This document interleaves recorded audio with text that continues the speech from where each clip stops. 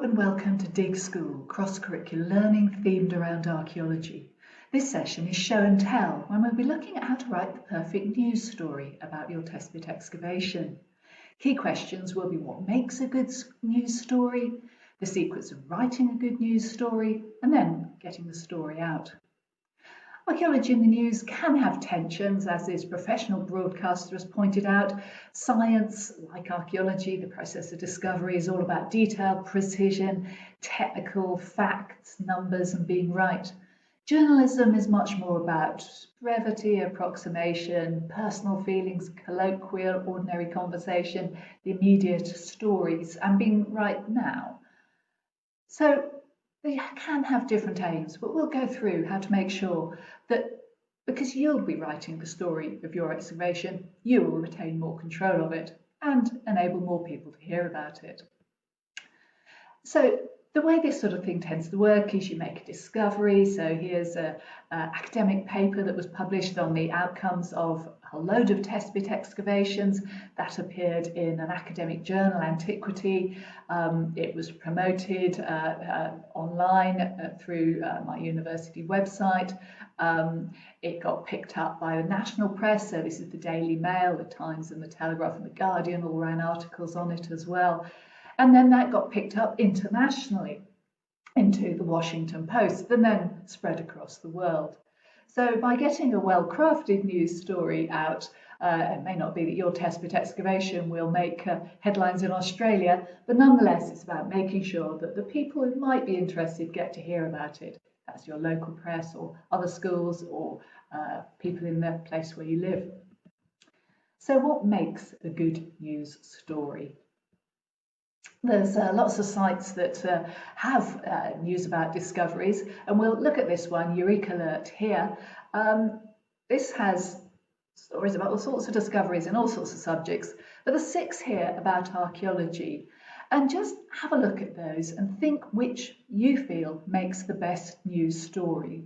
Rank them sort of 1 to 6, 1 being the best one and 6 being the least good one. Just read through and say whether you think you'd like to read them. Have they grabbed your attention?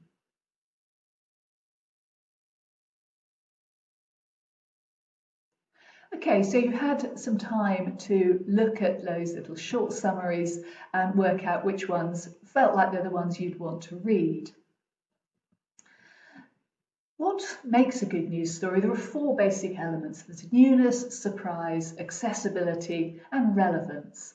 And essentially those can be summarised by saying newness is that something new has been done or discovered. Surprise is that it's unexpected, it overturns existing ideas or perhaps adds to them.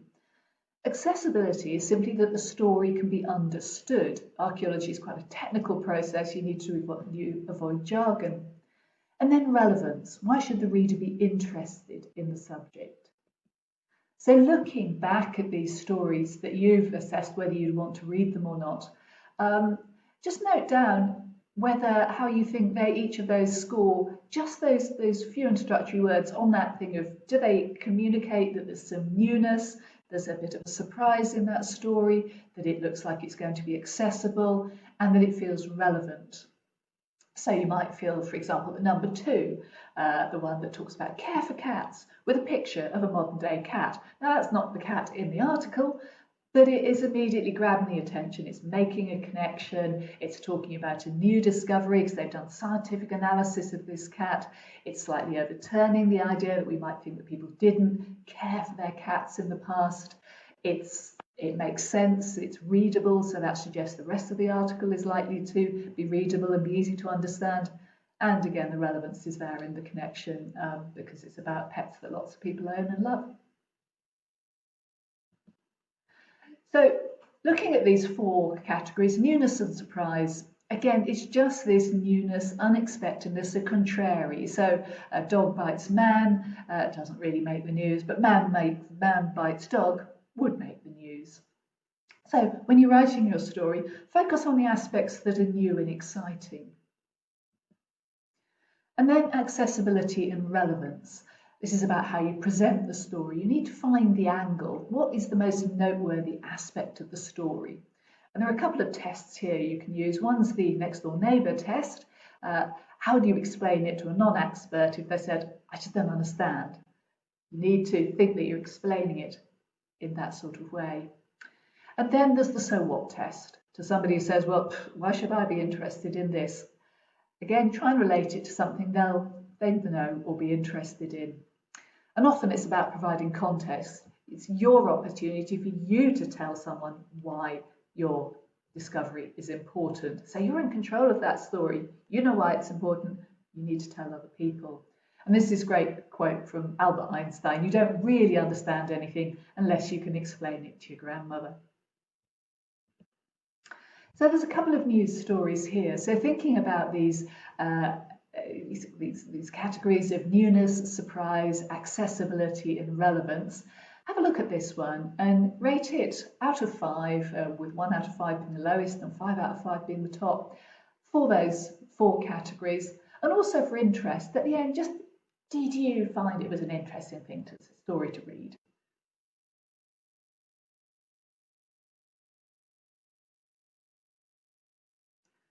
Okay, so you've had a chance to have a look at that. And now there's another story. Now these are both stories about test pit excavation. So exactly that same process that you've been looking at for the last few weeks on Dig School. So here's the next story. Again, those 5 categories: newness, surprise, accessibility, relevance, and then interest.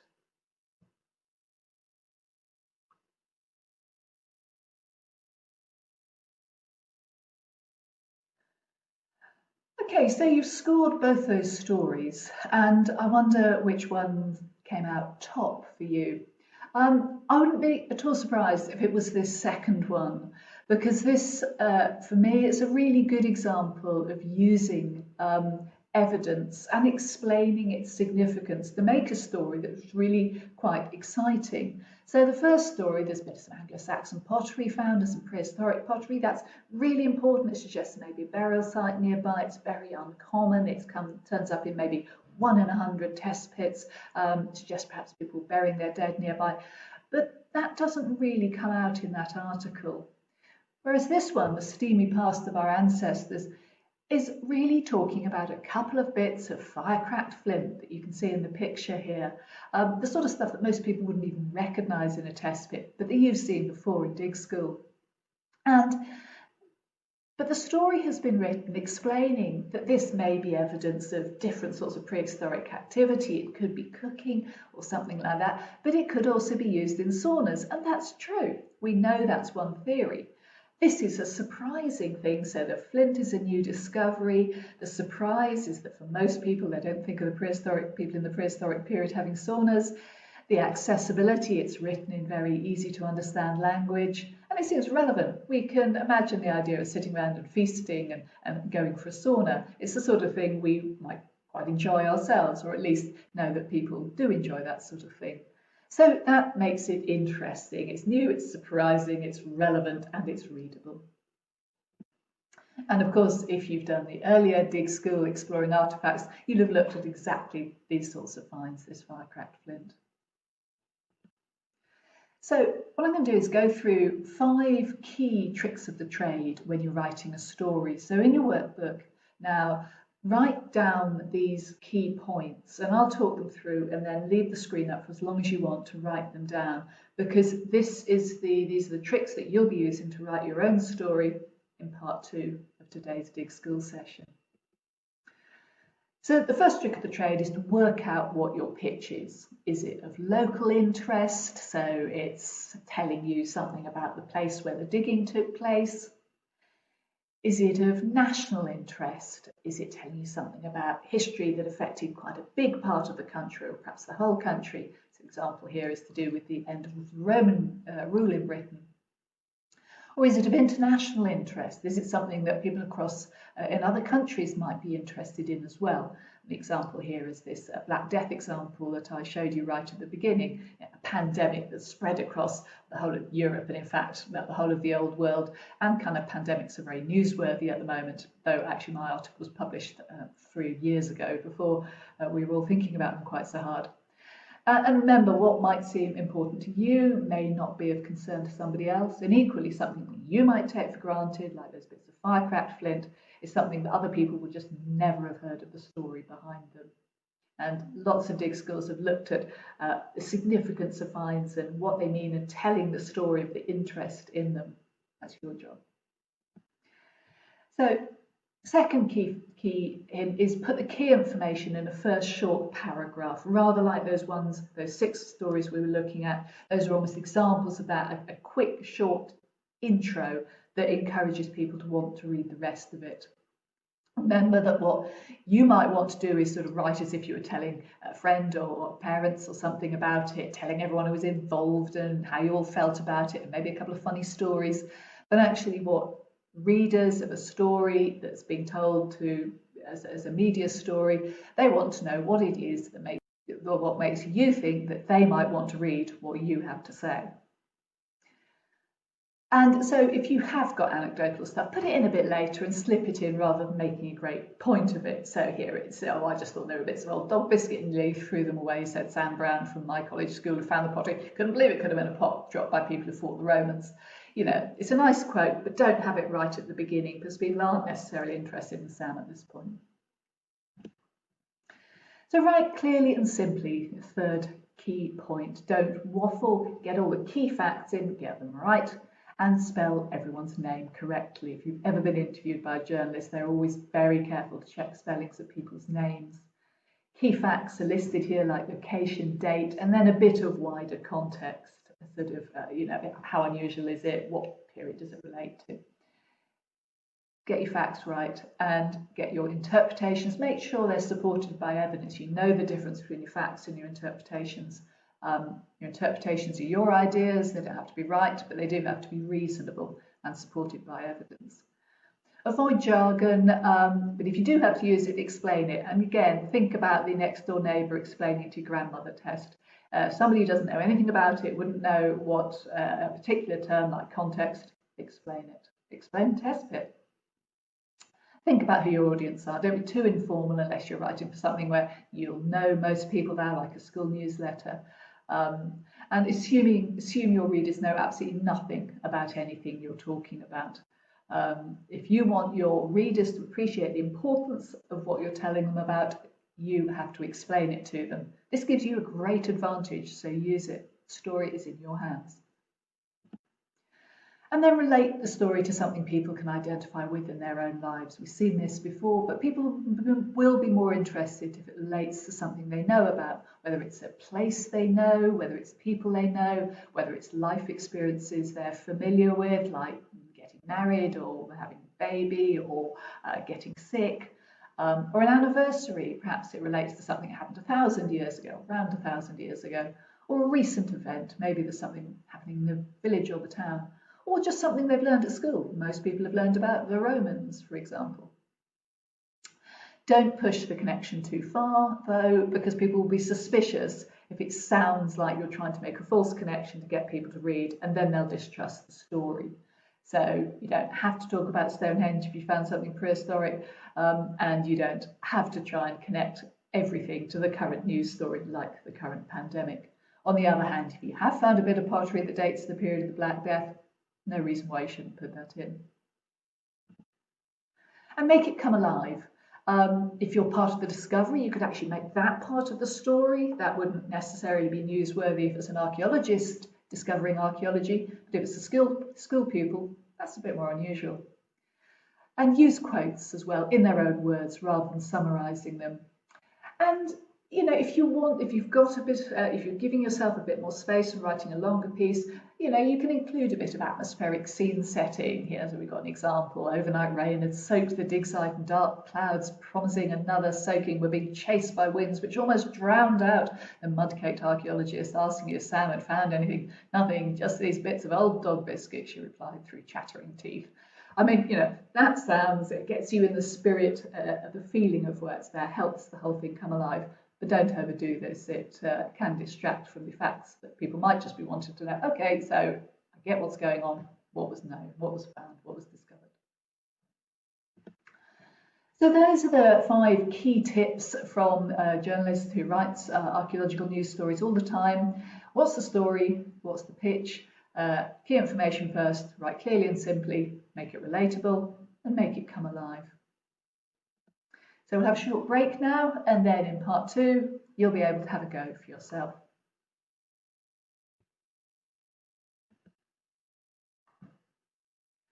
Okay, for part 2 of Show and Tell, we're going to give you a chance to write your own archaeological story now. And the principle to follow here is this inverted pyramid.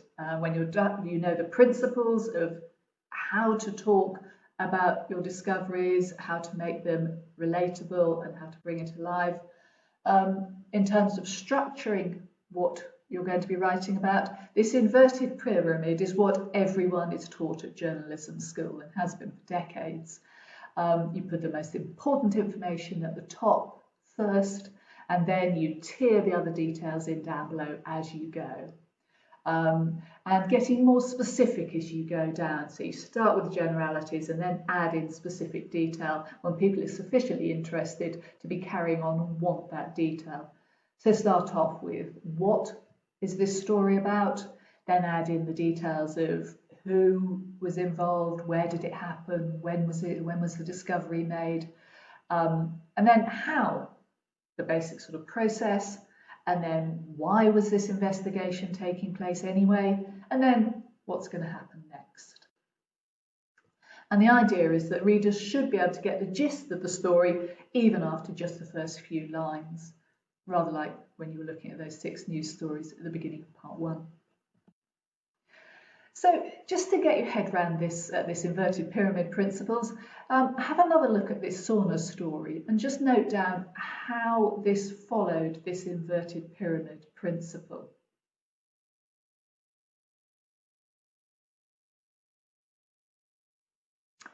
Okay, so you've had a chance to really pick apart that article, see how it followed the principles of the inverted pyramid. Now it's a chance for you to have a go. So your challenge is to write a news story of between 300 and 500 words about a test pit excavation. Now that might be the one you've completed, or if you haven't dug one yet, place it in a site where you'd like to dig and use finds from digging with dice. You may have done that back in an earlier dig school, or you could just use the sheet on the slide here, which shows the sort of finds that have turned up. If you use the significance sheet from Dig School 16, what's the story? That'll tell you how important these finds are. Pick out the ones, think about picking out the ones that are unusual or important or are new or unexpected, and tell the story of those. And then you can perhaps add in some of the other stuff later on. And remember, you've got the inverted pyramid there, and there's key points as well. What's the pitch? Key information first, write clearly and simply, make it relatable, and make it come alive.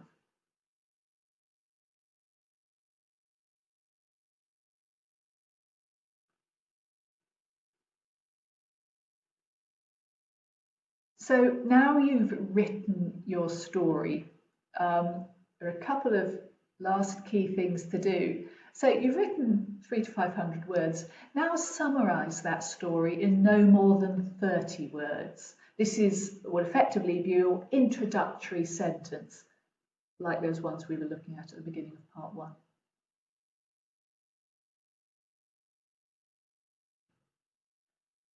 And now you've written your 30-word summary. The last challenge is to summarise that story in no more than 8 words. And this will be the title to your news story. So you've crafted your news story using the what, who, when, where, how, why, what next. You've distilled it into a 30-word first paragraph, and now you're distilling it even more into that title. Because that's based on the story you've written, you've got the essence of what the story's about. Should be in those shorter summaries.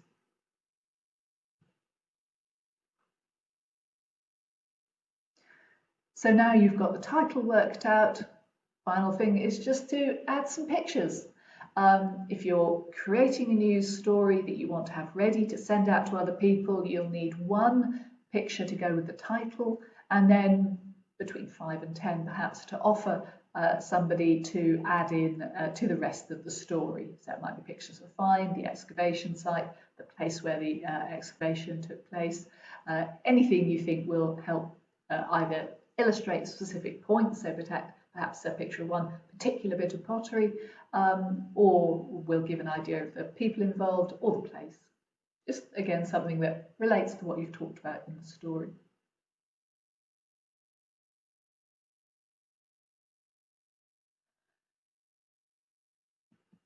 So now you've written your story, how do you get it out there? Now, there are these days many ways to get a story out there.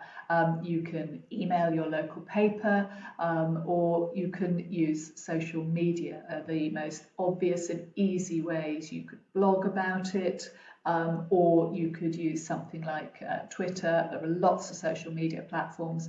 But just to use Twitter as one example, it is, because it's a platform which can have both words and pictures, it's very short, but you can join separate tweets together to tell a longer story, and it's very widely followed. So you can see there's my Twitter page here. There's a very good thread, for example, by Sue Westhuizen here, who is talking about the history of villages, and you can follow this thread through. In fact, it's quite a good thing to have a look at if you want to put a bit of background information into your excavation report. So when you're using social media, it's really important that you post through your school or class or group or parents' social media platform, not your own, or social media profiles, not your own.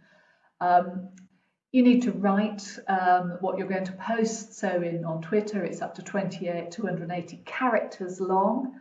So that's letters or spaces or punctuation marks. But you can link more than one in a thread. The ideal tweet is not as long as 280 characters. Around 100 is something that people will notice it, read it, and not get too bored reading on through something too long. It's very distilled. But you've practiced that in the exercise before when you're distilling your story into 30 words and then 8 words. Choose your photos. You've already done that, but you might look for GIFs or videos as well. Each tweet can have 4 photos or a GIF or a video. Other platforms can have different numbers of different sorts of images. Use hashtags and handles to connect with wider themes. So Testbit, for example, or Dig School will connect it into anything else that's going on through Dig School. At Archaeology UK, which will mean that us who run Dig School will be able to, it'll come to our attention.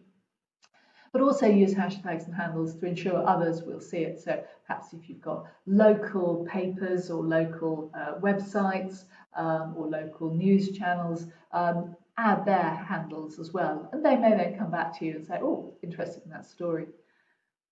Don't say anything offensive. In fact, be very careful not to say anything that someone might even interpret as offensive, and don't include confidential information like the precise address of the excavation. You don't want people coming around to have a look. And do remember that anyone might see your tweets. So just now try to write at least four tweets that you would post together as a thread to tell people about your test pit excavation. So that's 4 times a maximum of 280 characters. Can you distill that whole story down into that?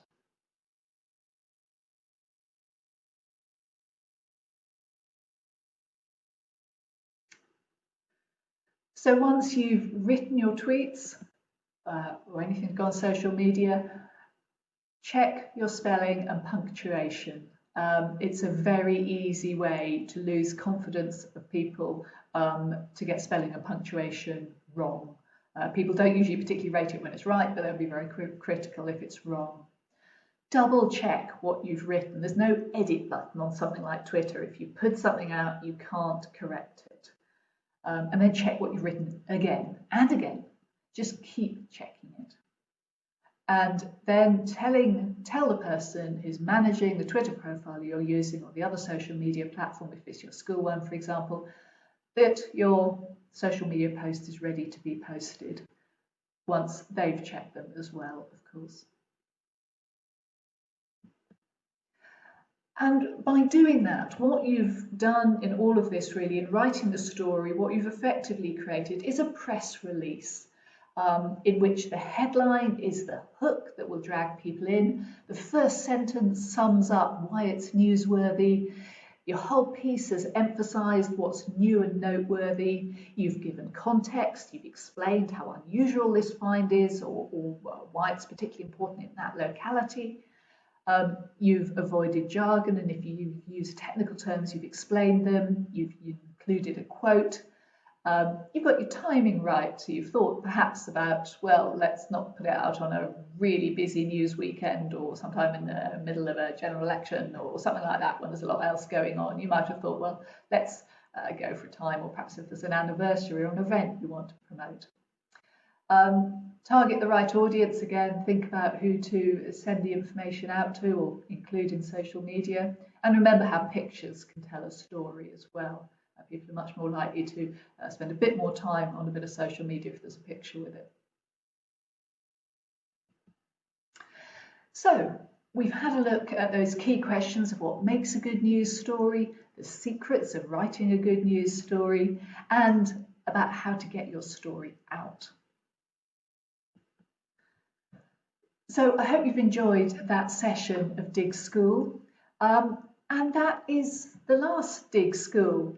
The whole programme of 20 workshops has taken you right through ways of thinking like an archaeologist, about thinking about how to interpret evidence, to identify its significance, to think about change over time, to think about the importance of place. So in the first few dig skills, you looked at that skeleton with the massive sword injury. You looked at how things change over time by drawing that room. You looked at the importance of location, playing that sort of battleship spot settlement game.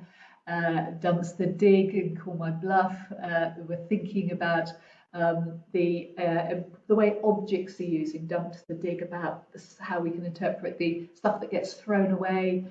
Dumps the Dig, Call My Bluff, looking at complex explanations of objects and how you can understand them. Thorny Problem looked at that medical connection to try and explain something that's found. Animal Farm looked at exploring how people used animals in the past, tracing places. Looked at how we can start to get information about places, how we can research a place we know to tell us something about it before we start to dig there. Bird's eye view went right up high to look at what maps can tell us and place names about a place we know. And then Down to Earth looked at finds and the records from the Portable Antiquities Scheme and what you can find out about what's previous finds have been made in the place you might be looking at. X-ray vision was looking at aerial photographs and how you can interpret stuff from Google Earth. DIY Dig and Safe and Sound gave you the skills to do the test bit excavation. Then there was Dig Week when you could have done that.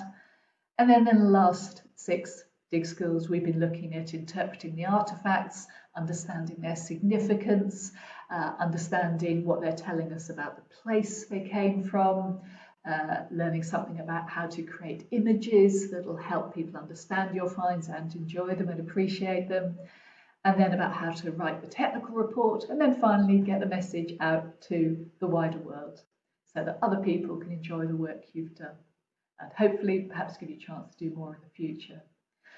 So I hope you've enjoyed Dig School.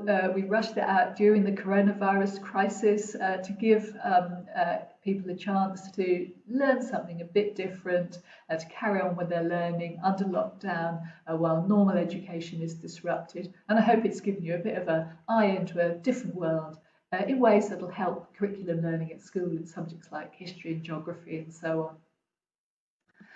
So please do give us your feedback, particularly if you're a teacher or an adult who's been supporting a student. There's feedback at the website www.digschool.org.uk.